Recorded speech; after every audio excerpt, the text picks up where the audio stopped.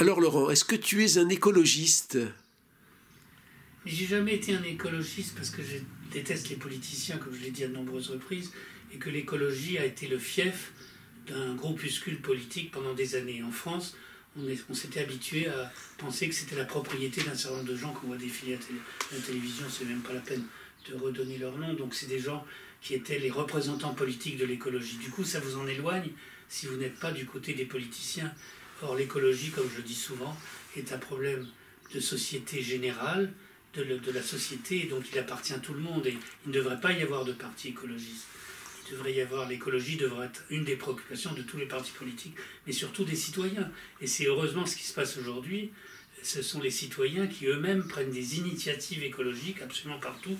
Et d'une manière générale, pour le résumer d'une image, on constate aujourd'hui un phénomène très inattendu, c'est que la campagne rentre dans la ville et que la frontière entre la ville et la campagne est en train de s'estomper. Et on est dans une grande époque, c'est le propre d'ailleurs, par ailleurs, de la culture numérique, d'effacement des frontières. C'est-à-dire que les anciennes frontières entre toutes sortes de choses sont en train de se dissoudre et de disparaître. Alors de nouvelles frontières terribles s'établissent partout, et même des murs, puisqu'on n'arrête pas de vouloir construire des murs pour protéger les peuples les uns contre les autres. Mais la frontière entre la ville et la campagne disparaît. La première marque de ça, ce qui était étonnant et qui était imprévisible il y a encore quelques années, c'est simplement que les gens se remettent à circuler en vélo dans des villes comme Paris. Ça aurait paru impensable il y a 20 ou 30 ans, tellement ça paraissait pollué et même dangereux. Tandis qu'aujourd'hui, on voit que s'établit un mode de vie plus lent, plus provincial, plus archaïque, dans ces grandes métropoles, etc. À New York, il y a des potagers sur le sommet des immeubles. Jamais personne n'aurait imaginé ça. Et sans parler, comme on le voit dans le film Demain, de ces 1800 potagers collectifs dans les ruines de l'automobile à Detroit, qui sont quand même des images de scénarios de films post-apocalyptiques des années 70-80. On n'en croit pas ses yeux. Or, nous sommes dans ce monde-là. Et il faut savoir que le monde, on revient à ce qu'on a dit tout à l'heure, le monde a déjà changé. On est déjà dans le système suivant. Ce qui m'a fait dire, moi, déjà depuis plusieurs années dans le domaine de l'art, qu'on était déjà dans un monde de l'art post-contemporain, et non pas du tout dans le monde de l'art contemporain. Il y a eu pendant très longtemps un conflit, une opposition entre le monde des autodidactes, l'art brut et tout ça, et l'art contemporain, au contraire, professionnel. Tout ça, c'est fini. On est dans un état de société autre. On est dans le post quelque chose. On est dans un nouvel état. On est dans ce qu'on appelle un nouveau paradigme en sciences, en épistémologie. Le livre qui m'a ouvert les yeux là-dessus, c'est un livre que j'ai lu il y a très longtemps, de Thomas S. Kuhn, qui s'appelle The Structure of Scientific Revolutions, la structure des révolutions scientifiques. C'est un livre qui m'avait émerveillé parce qu'il explique comment avancent les progrès théoriques de chaque branche de la science. C'est-à-dire comment, par exemple, on passe de la problématique de Newton, par exemple la gravitation universelle, toute la mécanique de l'époque classique, etc., à une problématique autre, avec par exemple Einstein au XXe siècle, ou la mécanique quantique, etc. Autrement dit, ce sont des configurations théoriques, une cristallisation de concepts qui établit pour un certain nombre d'années le paysage à l'intérieur duquel, le paysage mental ou intellectuel à l'intérieur duquel vont travailler les chercheurs. Et il y a des moments de rupture, et il prend une analogie très précise dans son livre avec la Révolution française, où un vieux système de configuration ne fonctionnant plus, petit à petit arrivent les éléments comme un puzzle qui sera en train de se faire tout seul, et j'aime beaucoup cette métaphore du puzzle.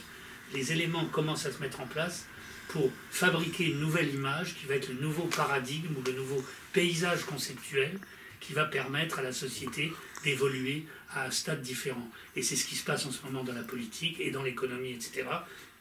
Tous ces morceaux du puzzle existent déjà.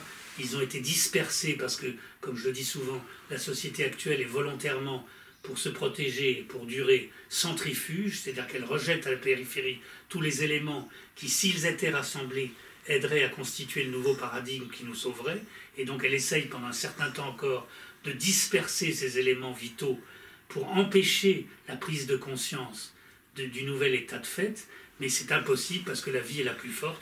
Et aujourd'hui, on est au bord justement de cette prise de conscience. Et c'est pour ça qu'il y a dans le monde entier, sporadiquement, et pour l'instant sans qu'ils se réunissent en un seul mouvement, tous ces mouvements de Occupy ceci, de Indignados de cela, et ainsi de suite, ou de Nuit debout, très beau titre d'ailleurs, qu'il y a en France. Et je suis content à cette occasion de voir qu'on retrouve justement cet économiste que j'ai lu et repéré depuis longtemps, qui est Frédéric Lordon, parce que Frédéric Lordon, qui est très lucide sur le fonctionnement de l'économie, la folie de l'économie actuelle, est un des seuls, avec peut-être Jean-Claude Michéa, ancien marxiste, fils de Abel Michéa, le chroniqueur sportif de l'UMA, à faire une vraie critique radicale des défauts du système actuel. Radical, c'est-à-dire une critique des racines même des fondements, c'est-à-dire de descendre au fondement des choses, à leur cause première, et pas seulement d'en étudier les symptômes et les conséquences. Et c'est évidemment ce qu'il faut faire, et à un moment où on fait la critique radicale d'un système,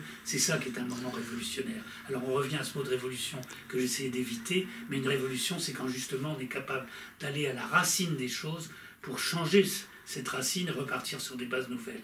Alors en ce moment, eh bien, incontestablement, il y a une révolution générale des esprits qui est en train de s'opérer, et c'est un phénomène organique, je dirais, on pourrait presque faire une théorie physique des changements sociaux, ce qui a été essayé par bien des sociologues au XIXe siècle. C'est-à-dire que ce sont presque des phénomènes naturels.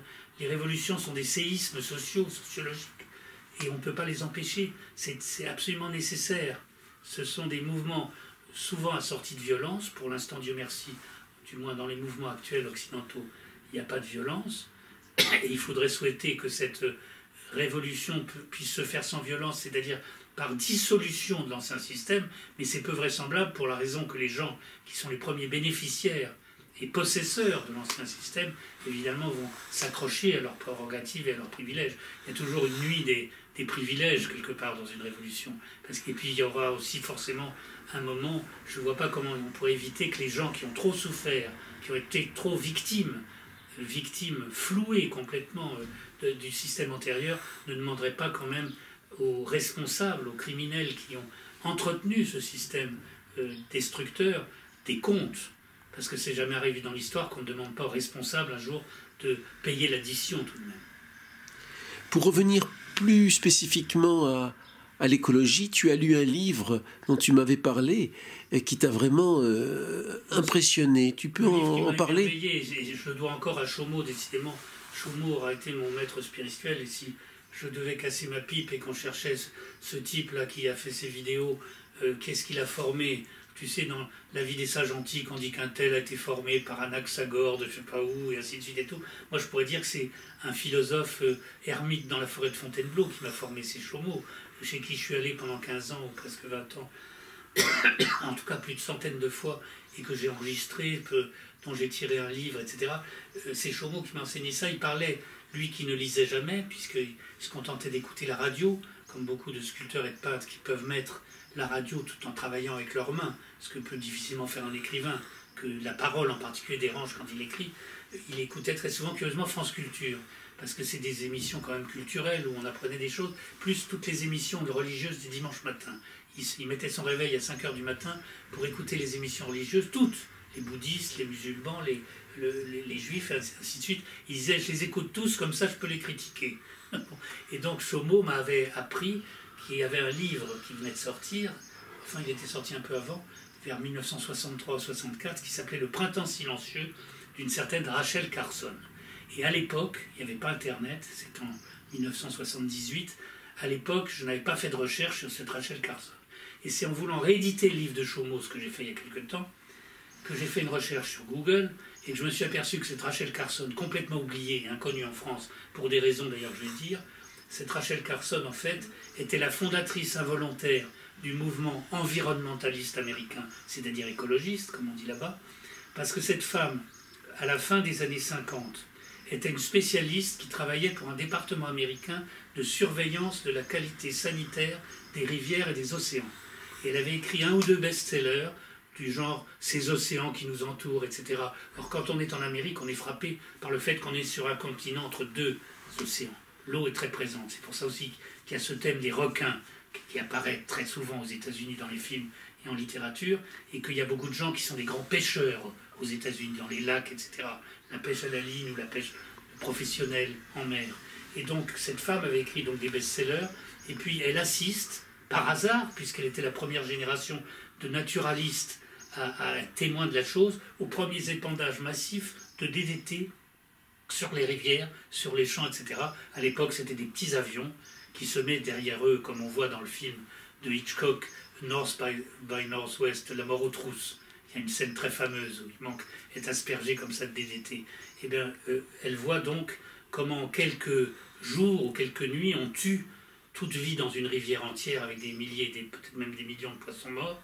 On tue toute une forêt, on tue tous les petits mammifères, ou les papillons, etc., ou les insectes d'un très grand champ. Et elle découvre qu'on est en train d'asphyxier et de tuer la nature à grande échelle. Et donc, comme il n'y avait pas de mouvement écologiste à l'époque, elle se contente d'écrire comme quelqu'un de catastrophé, un témoignage sur ce qu'elle voit pour appeler au secours. C'est un appel au secours. Et donc, du coup, comme elle était naturaliste, c'est-à-dire c'est une catégorie de gens qui n'existe presque plus, c'est-à-dire qu'elle n'était pas seulement chimiste et scientifique, comme ce que je reprochais aux médecins d'être devenus, des gens de laboratoire, c'est quelqu'un qui connaissait, comme à l'époque de Buffon, comme à l'époque du grand naturaliste, comment il s'appelait, du 19e siècle, dans le Midi, ce naturaliste si extraordinaire qui a écrit sur les insectes. Fabre. Fabre, comme à l'époque de Fabre, elle connaissait très bien, elle pouvait raconter des histoires sur le comportement des oiseaux, des mammifères, etc.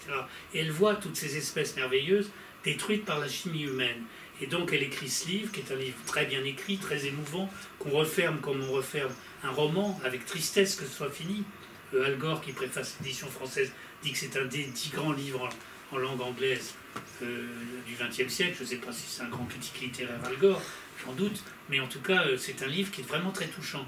Et cette femme est inconnue en France, alors pour une raison que je vais dire, mais surtout, elle était la victime de son innocence généreuse, parce qu'elle a voulu étudier donc ces phénomènes terribles, et elle a donc fait des recherches sur le DDT. Elle est morte d'un cancer en 63 ou 64, peu après avoir écrit son livre, qui est paru d'abord sous forme de feuilleton dans la presse, qui a été immédiatement un succès de scandale, dont on a tiré un livre.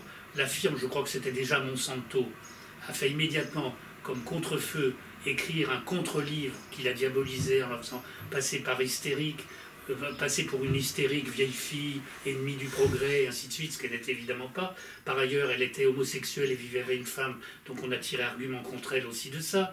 Donc cette femme a été diabolisée au maximum.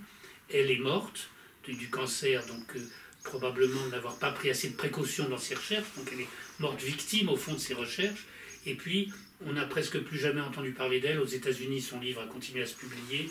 On a fait, je crois, j'en suis même pas sûr, peut-être un film ou deux ou documentaire sur elle. Mais en France, j'ai trouvé dans un livre que j'ai ici, qui est le livre de Fabrice Nicolino et de François Veilleret sur les pesticides, où il dit à une page très précise quel personnage de l'INRA, c'est l'Institut national de la recherche agronomique, a demandé et est intervenu pour qu'on interdise la mention du printemps silencieux de Rachel Carson dans la bibliographie des étudiants d'agronomie en France. Autrement dit, c'est un cas contemporain, vérifiable, de censure pure et simple, de quelque chose qui était dérangeant pour le lobby agroalimentaire. C'est absolument honteux, tout le monde devrait le savoir, et donc quand j'ai lu tout ça, j'ai allé de surprise en surprise, et moi qui ne m'étais jamais intéressé à ce sujet que de très loin, et qui surtout avait une appréhension, une aversion même pour l'écologie à cause de cette mainmise que les politiciens écologistes avaient mise sur elle, eh bien je n'ai pas arrêté à essayer d'approfondir ensuite l'information indépendante sur le sujet, c'est-à-dire non politique, l'information par le citoyen curieux qui cherche à gratter pour connaître la vérité des choses, même si elle dérange, et elle est très dérangeante.